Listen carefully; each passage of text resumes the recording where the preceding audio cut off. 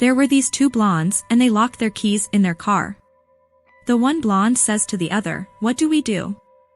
Do we get a coat hanger and pick the lock?" The other one replied, "No, people will think we're trying to break in."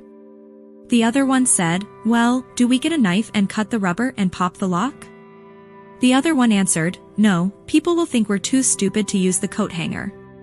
The other one said, "Well, we better think of something quick because it's starting to rain and the sunroof is open." A man is visiting a foreign country but does not speak the language that they speak there. He decides to go to a church service, but the priest is speaking the native language, so the American man just does whatever the man in front of him does. When the man in front of him stands, so does the American man. When the man in front of him sits, so does the American man. At one point, the priest says something, and the man in front of him stood. So the American man stood too. Everyone in the church gasped, so the American man hurriedly sat back down. Later, the American man figured out that the priest was congratulating a birth.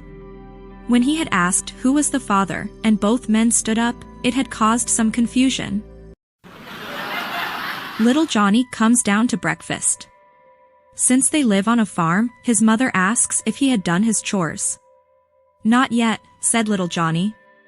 His mother tells him no breakfast until he does his chores. Well, he's a little pissed off, so he goes to feed the chickens, and he kicks a chicken.